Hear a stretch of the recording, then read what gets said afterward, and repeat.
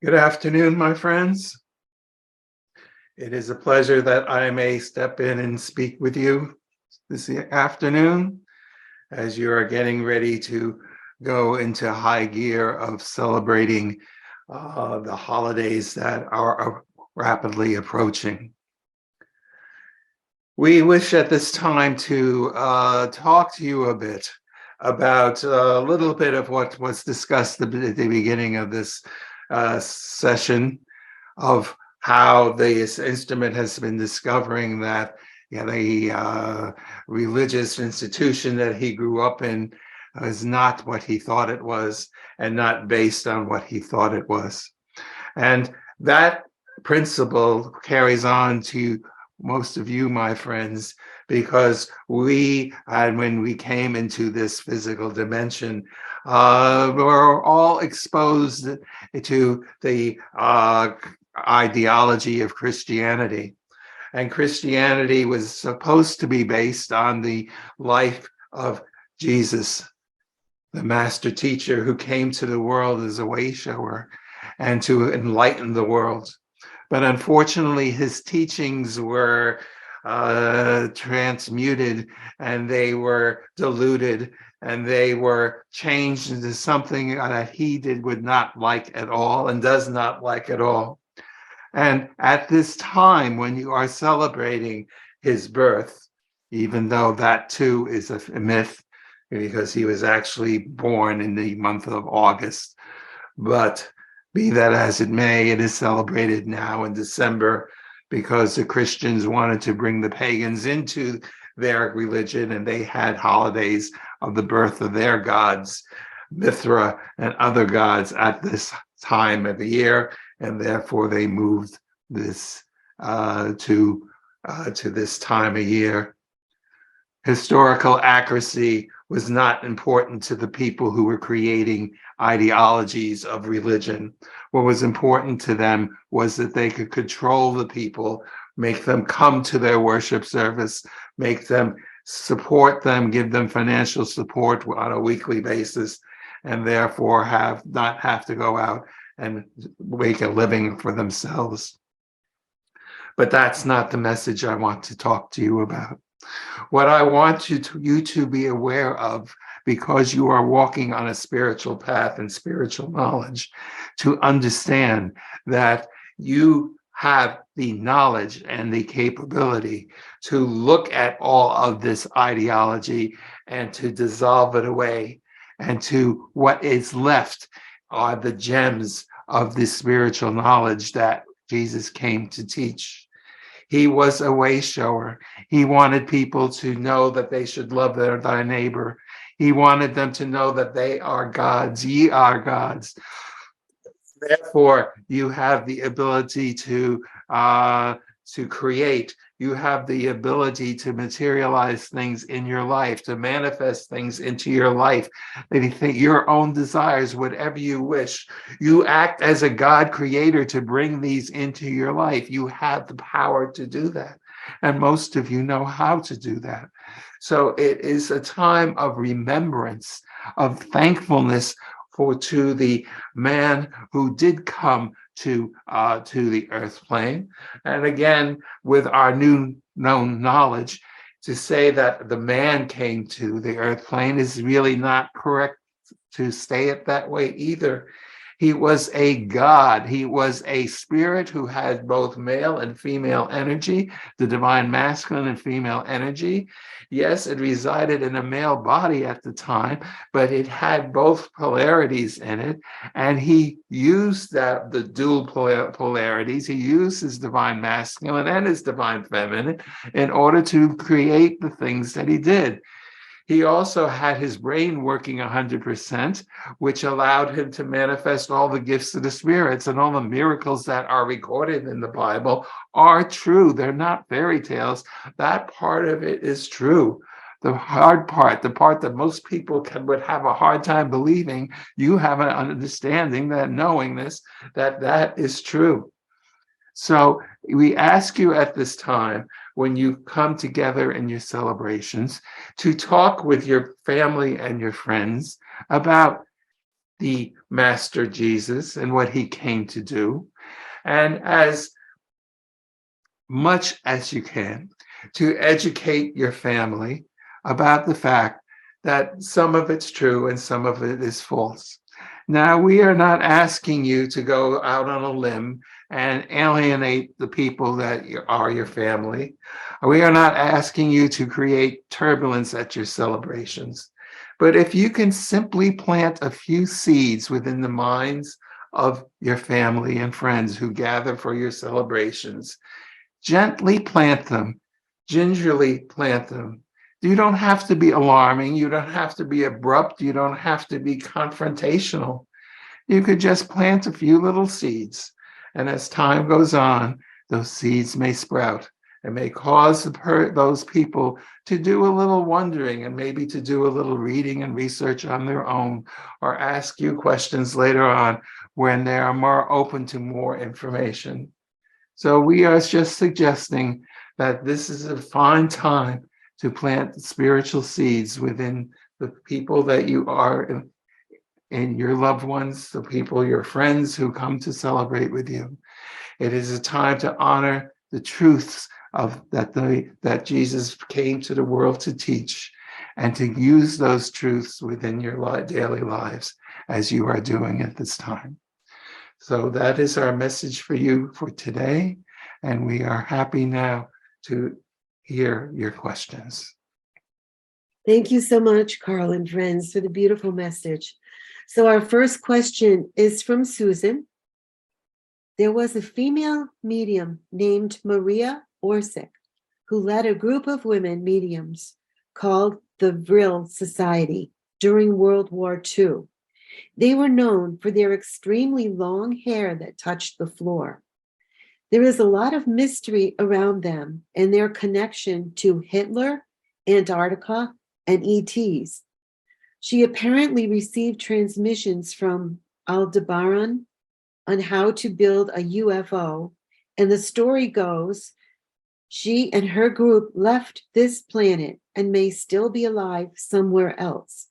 Is this true? Is she of the light? Thank you.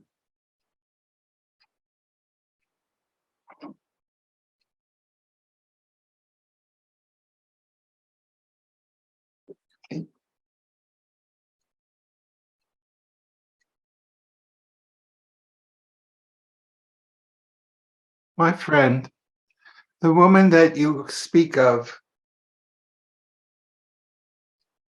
was one who was very astute. She looked upon what has happened in the past to wayshowers who come to this world. We spoke just recently of the Master Jesus who came to the world. When he came to teach, he knew that he was upsetting the apple cart. He knew that he was putting his life in mortal danger. But he felt that sacrifice was worth it. That mission was worth it to bring spiritual truths to your plane. He was not the only one, for there were many before him who did similar things. But unfortunately, most of them, as we spoke just now, they did it in a way which caused a lot of attention and a lot of negative publicity, if you want to use that term, and therefore it endangered their lives. The woman you speak of decided not to go on that path. Yes, she is of the light. She knew that she was connected to beings in other dimensions, and she was in constant communication with beings in other dimensions. She decided to walk the earth plane as quietly and as under the radar, if you want to use that term, as she could, so that she could achieve as much as she could. She did not want her mission interrupted. And yes, she formed a group of people, and as you said, she was able to leave this planet and is out and as you termed it, on a UFO. They are out there preparing, because they will return when the time is right and when the need is great. And they will be very powerful teachers in the days to come, for the people who have awakened, for the people who have come to the realization that they have been fed many lies about religion, many lies about God, many lies about the ideologies that some people carry out so ardently, and in our point of view, a little bit obnoxiously, because they are walking in ignorance. They are not walking in the light. They are walking in the man-made laws and dogmas that were created. And they think they are just, and they think they are doing the right thing. But in actuality, they will all come to realize that they have been misled, and they have been doing things that was not in their best spiritual interests. And it was not their fault.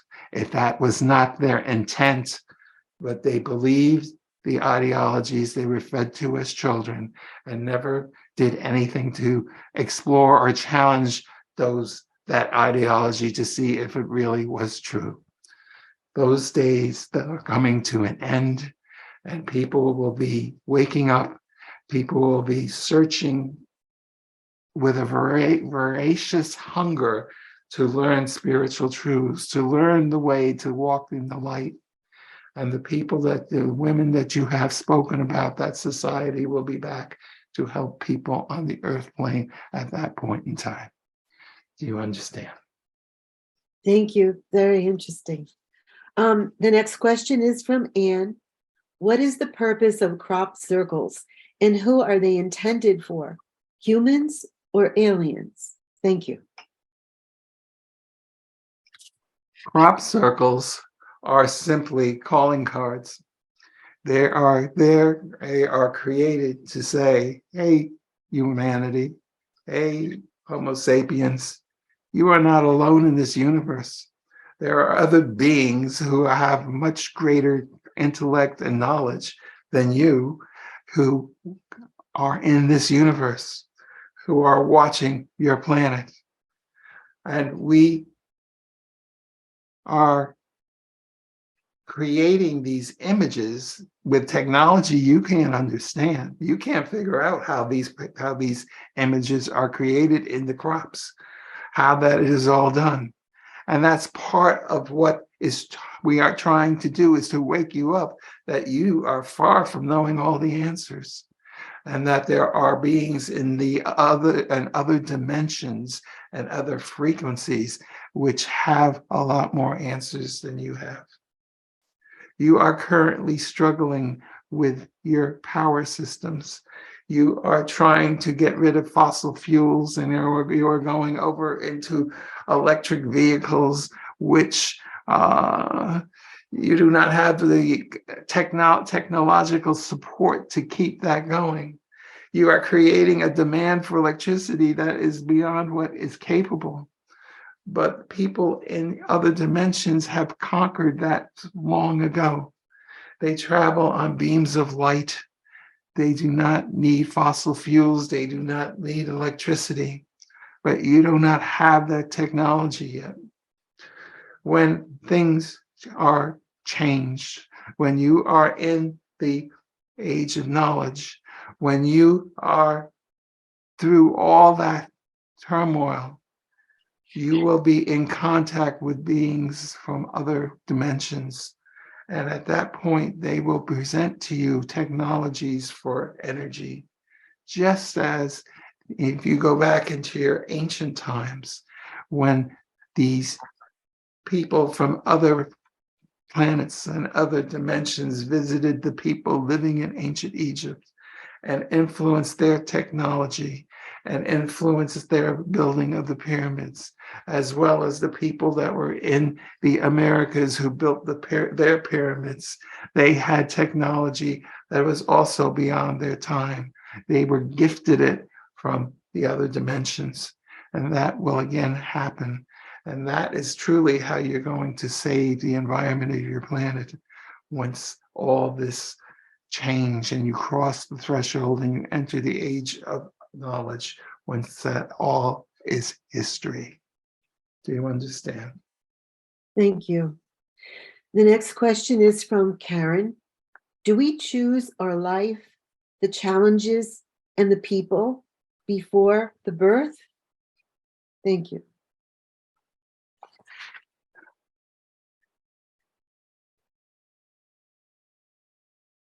As you are living in the world of spirit, your spirit is living there, and you come to a point where you realize that you are going to need to come back into the physical dimension to incarnate once again in order to continue your evolution. Because in the world of spirit, you can only kind of go so far. And then you need to test yourself to see if you really learned the lessons. And as you come into this dimension, as you know, you forget everything. You no longer have access to all the information recorded in your soul. You do not know what your past lives were or what you did, and you do not know what your mission is. Yes, you, before you come into the physical world, you sit down and you design your life. You sit down and say, in this lifetime, I'm going to experience X, Y, and Z. In this lifetime, I'm going to have this kind of body. I'm going to have this gender. I'm going to have this eye color. I'm going to look this certain way. And you may be choosing these things for specific reasons for your own spiritual growth. When it is time, you will come into, your spirit comes and joins a woman who has conceived. Her auric field is a rose gold color. So you know that she has a embryo growing within her, and you attach your spirit to her auric field. You merge your energies just like you merged your energies today. And when you are doing that, you are the one who is orchestrating what is happening in that little body that is being created. When you went to school, you probably learned about genetics and how there are certain chromosomes and that certain things, combinations create certain things. And if you have red hair, you have a certain combination. If you have blonde hair, a certain combination, whatever. The specifics of the science is not that important. But when you took that biology class, they did not tell you how those chromosomes were chosen. Who said those two are coming together? Who orchestrated that? Who pulled them together? Well, it's the soul. It's your soul that's attached to the mother's body that is programming it. You want red hair, you put certain chromosomes together. You want a skinny body, you have put certain chromosomes together. You want a more heavy-set body, you put certain chromosomes together. You are the one who is orchestrating what the body is going to look like, because you have chosen what tasks you need, and perhaps those tasks would require a certain type of body, a certain gender, or not. But you are the one who is doing all the orchestrating of the genetics. And then at a certain point in time, the soul that you are enters the fetus. And when that happens, is the first time that the fetus kicks. And that is when the soul is in the body. That is how it all generated. Yes, you have made agreements with other people that they will cross your paths in order to help you achieve X or Y or Z. And all this is worked out before you come into the physical world. So yes, this is how it happens. Do you understand? Thank you. This question is from Carol C. I understand that the dark side's plan is to separate humans from their souls. This is a war for our DNA. Part of that plan has to do with the nefarious ingredients that have been placed in the vaccines. I have always believed that our souls were forever and untouchable. Please clarify. Thank you.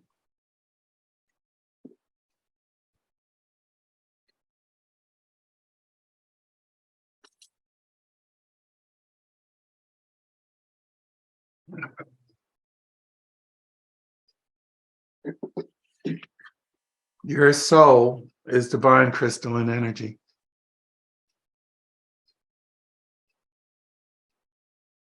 That energy cannot be destroyed.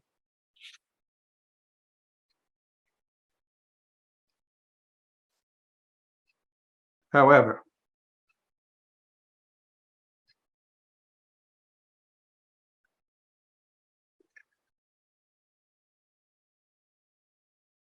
think about this.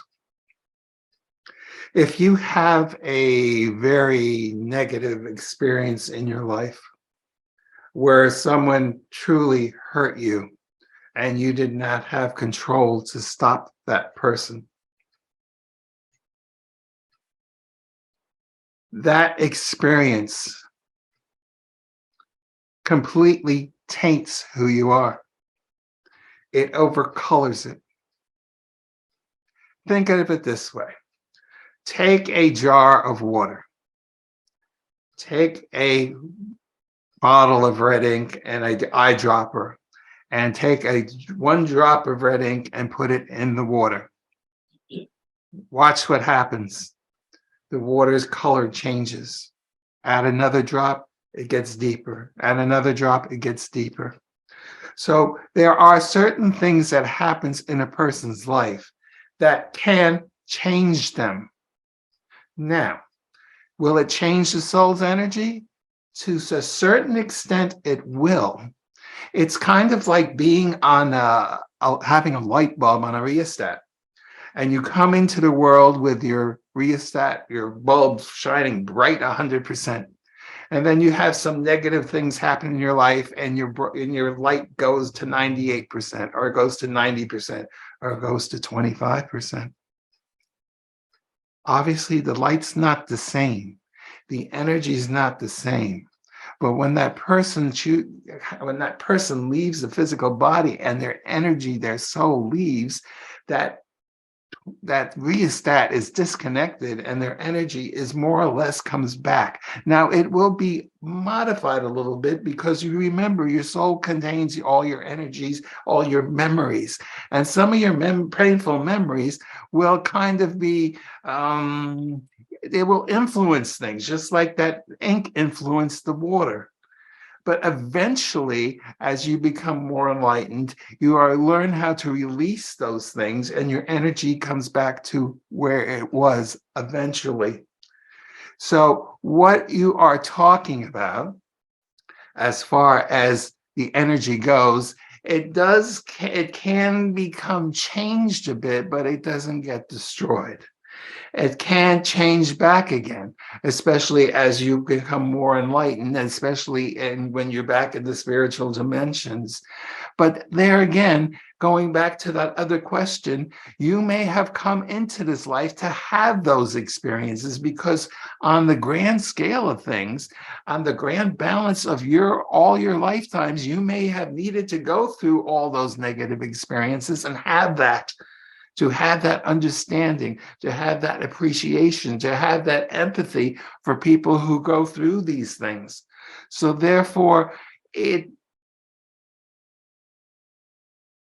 I am having problems trying to keep up with where I was, but I think you understand that yes, your soul energy can be sometimes modified for a while, but eventually, in the long run of things, it will come back to normal. It does not get destroyed. Do you understand? Thank you. Next question is from Carol B. My questions are geared toward legends that have been passed down through the ages. Can you please explain what is the origin of dragons or the dragon legend? Many cultures have legends, and I was wondering if they were ever real or if they are symbolic. If so, what is the symbolism for us to learn? Thank you.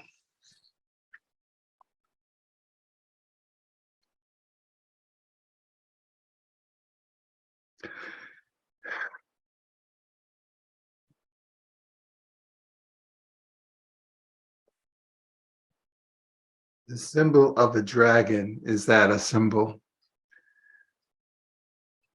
you did have animals that were called dinosaurs at a time, but they weren't really dragons. They weren't breathing fire.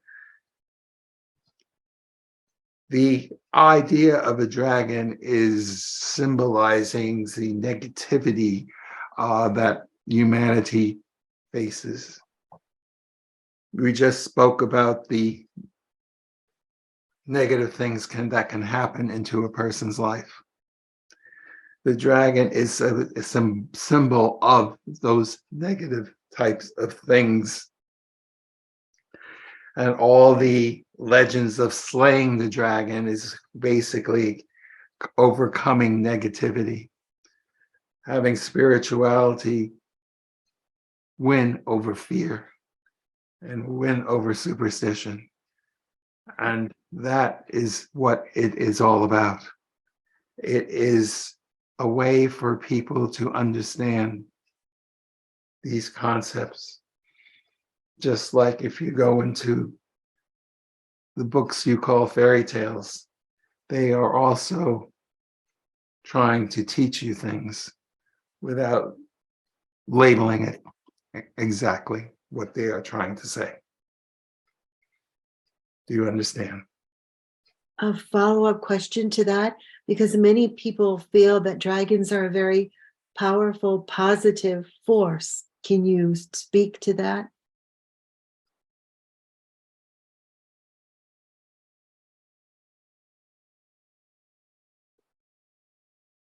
The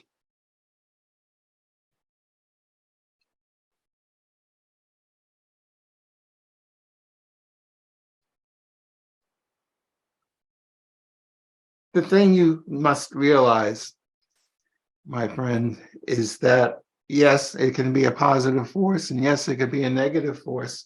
But when you are talking about this, you're dealing with the binary situation, the good and the bad, the male, the female, and so forth. God exists in the non-binary world, in the combination of the both. So some people will look at a dragon and say it's a negative thing, and some people will look at it thinking a positive thing, thinking being from what perspective they're coming from. But in reality, there is no negative and there is no positive. There is just is.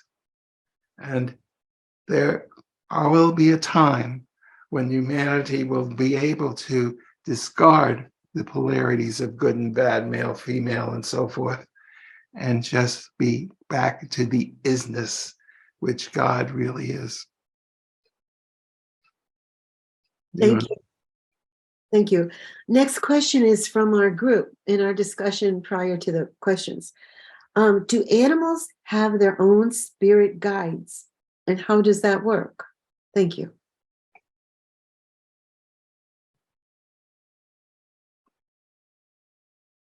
Before I can answer your question, we need to talk about what is a spirit guide. Okay. And what is the purpose of a spirit guide? As was mentioned before, when a soul comes into the physical body, when it comes into the physical world, it forgets everything. It forgets why it came. It forgot who it was. It goes into this, what we call spiritual amnesia. It forgets that it's a God and it has a human experience. Spirit guides were created so that the person can have some guidance from the world of spirit. They are the reminders. The physical person has forgotten. The spirit guide can help guide. They can help to push you in a certain direction. They can help you to remember a certain thing or provide a certain principle that could lead you into a certain way. And that's the purpose of a spirit guide. When an animal incarnates into this world, it does not come in a state of amnesia. It keeps its knowingness. That is why when you notice animals, they communicate with each other. They're not speaking. You may hear a bird chirping, but they're not talking to each other. They are communicating on a telepathic level, just the way humans used to be able to communicate on a telepathic level, but you forgot how to do that. That's part of your forgetfulness. So yes, animals will have people have animals that they communicate with back from the other dimension, but they kind of have their own access to spiritual knowledge because they haven't lost that capability. So, do they see their parents and their loved ones that have gone back to the spirit world? Yes. Many of you have noticed at times that your pet will be barking at the corner of a wall, a corner of a room, or looking at a corner of the room, and you don't see anybody there, but there's someone there. Whether it's a spirit of a person or a spirit of an animal, the animal can see that very easily and can communicate with that spirit through telepathic means. Horses are very famous for doing the same thing, and they are also in communication with other animals and other spirits. So therefore, the animal kingdom does not have that amnesia that you have. So they don't have, quote, spirit guides, but they do have communication with spirit of animals and people. Do you understand? Thank you. That's beautiful. So we have a lot to learn from our animals. So the next question is from Susan. Can you give us insight as to why the large rivers of the world are getting lower and even drying up? Some have said that the water is being used to flush out the dams. Is there truth to that, or is there another reason? Thank you.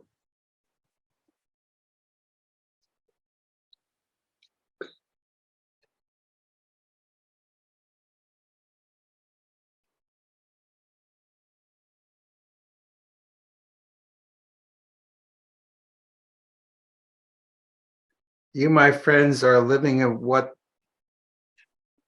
has been called the end times, where you are living through the end of the age of ignorance and going into the age of knowledge. It is a period of transition, and it is a period of turmoil. Part of the turmoil that is happening on your planet is that the water systems are getting smaller and smaller. It is part of what is planned, as part of what needs to happen in order for this transition to occur. So it is important for you to try to be aware of having a water supply and a food supply handy to you, for there will be times where some of these, in certain places in the world, it will be challenging to have those. Do you understand? Thank you. The next question is from Carol B. In the legend of King Arthur, was there ever a magician called Merlin? And what role did he play? Was there ever a King Arthur? Thank you.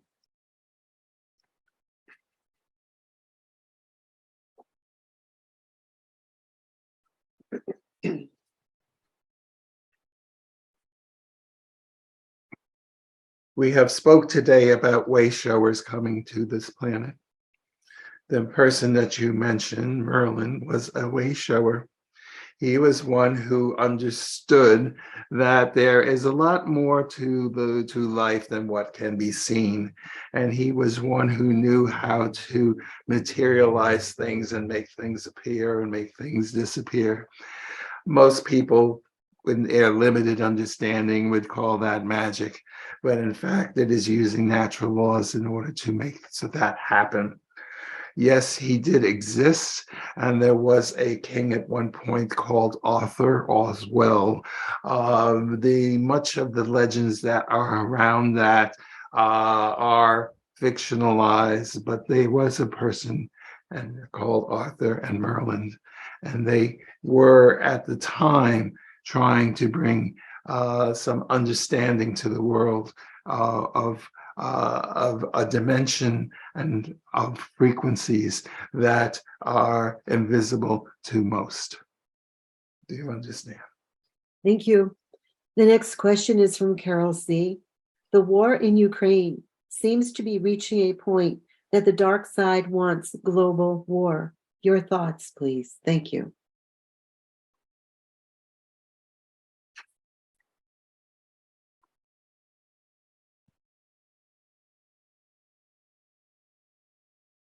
The desire to have a global war may exist, but the forces of light are not.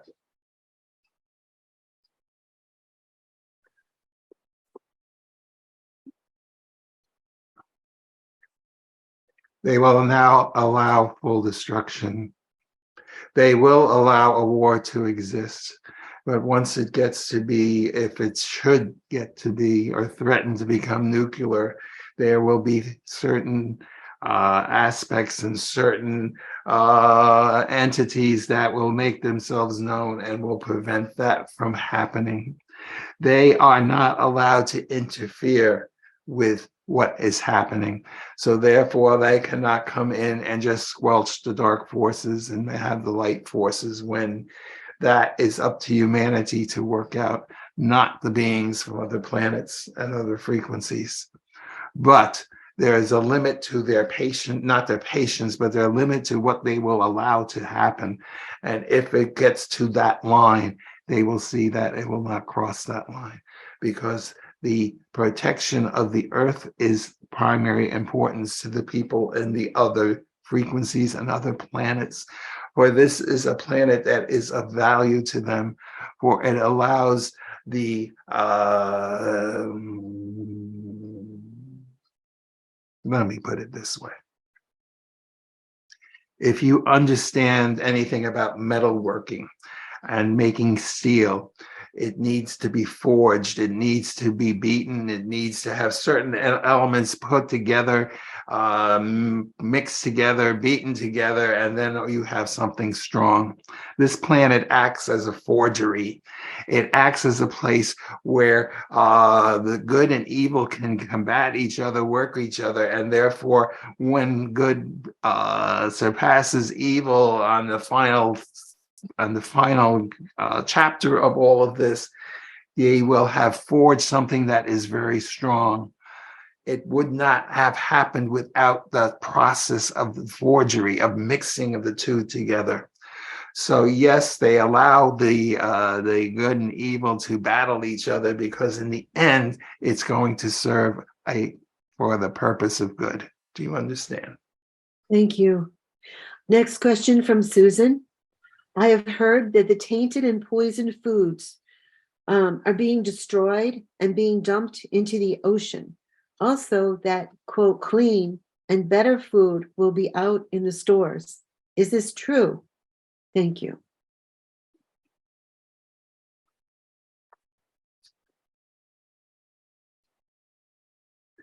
There is a process that you are speaking of, which, yes, is true.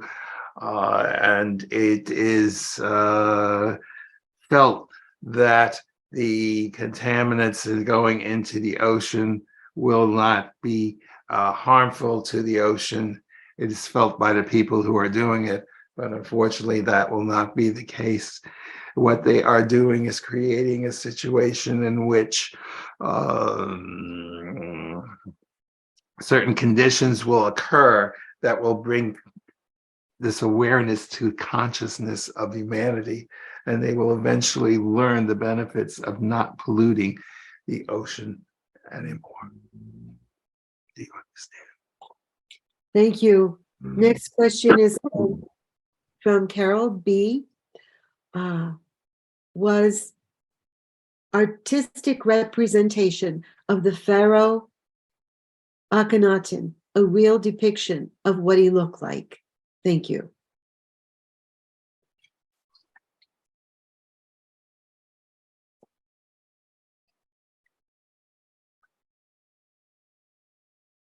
You have to understand that there have always been the desire to have good PR, as you would call it. So therefore, sometimes the images that you are talking about may have become a bit more exaggerated than he actually was, because they wanted to show the pharaoh in a certain light, having a certain size head because he was so smart, and certain size body because he was so strong, and so forth. So what we say to you is it's not 100% accurate, but it's not fabrication either. So what they did was exaggerated the truths a bit in order to have a more powerful, positive light placed upon that person. Do you understand? Thank you. And this question from Laura, excuse me, when and where did the story of Adam and Eve originate? Is there any truth to the Garden of Eden?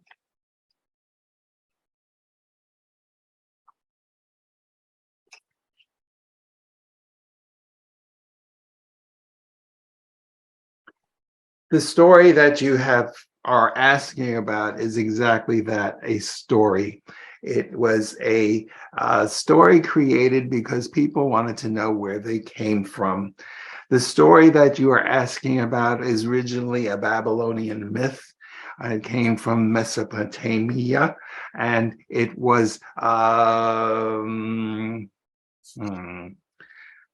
it came to the knowledge of the Jewish people when they were forced to live there, they lost the war against the Babylonians and were taken off as exiles and to live in Babylon, and they lived there for approximately 70 years. They came into contact with many Babylonian myths. They came into contact with myths of other Mesopotamian peoples. At that time, when the people were forced into exile, they could no longer practice their religion because their religion required them to sacrifice animals in the temple in Jerusalem. The temple was burned, and therefore no more sacrifices could be done.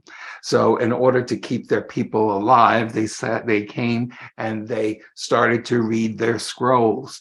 There were histories that were written down that ended up in the Bible, and they would read them at that time, and they would study the laws that were written down at that time because they had been written previously before the exile, and that became their worship service that they have in what's known as the synagogue today. So that is the origin of all that, because they could no longer carry on the sacrifices. When it became time and the exile was over and they went back to their own land, the scribes, the priests who were looking at all these documents that they had, and again, it weren't a lot, but there were some, decided that they didn't exactly like what was written because it wasn't what they wanted to promote. At that point, they wanted to say that Yahweh was the only God. There was no other God than him. But the Hebrew people, the Israelites, they worshiped many other gods, the Canaanite gods, Baal and Asherah, and several others in times past. So they went through and they decided they were going to rewrite history, revisionist history, and that's what the Bible is. They needed a place to start, and what better place to start than creation?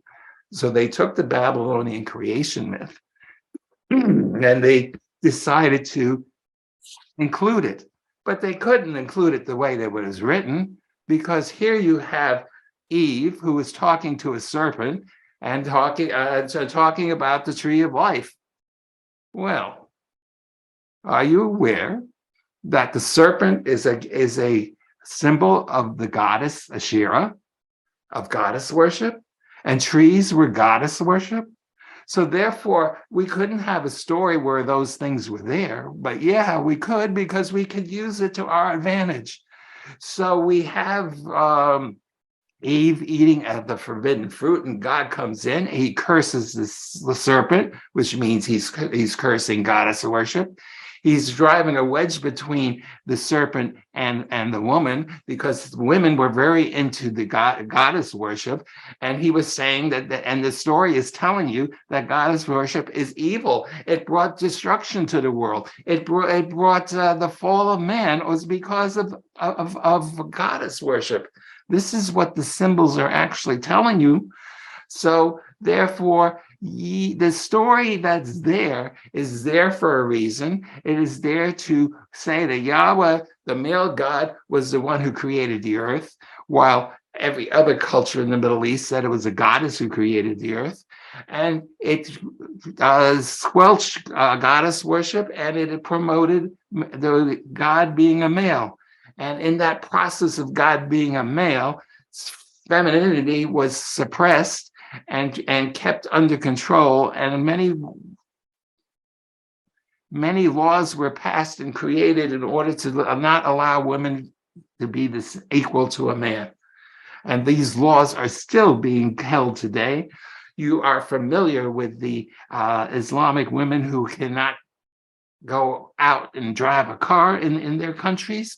The Orthodox Jewish women also have the same restrictions on them, not quite for driving, but for many, many things. And this all goes back to this story of the Garden of Eden.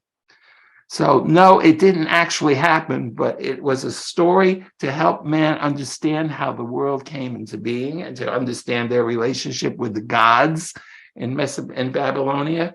And then it was recast to be what you might call a morality play, to tell people how bad a goddess worship was.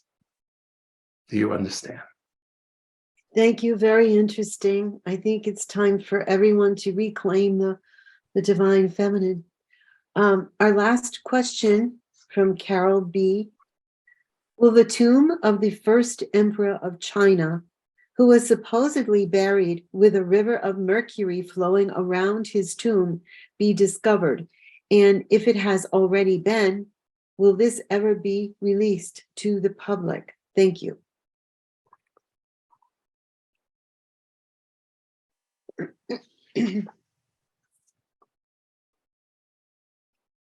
There will be a time when many of these hidden secrets will come to light. It is part of the grand process of this transition from one age into the other. And yes, it will come to light. The mercury that you speak of has long been absorbed into the earth, and it is no longer in existence. Do you understand? Okay, thank you. That's all the questions. We really appreciate your time with us. Thank you. We've learned a lot. Thank you. Love you.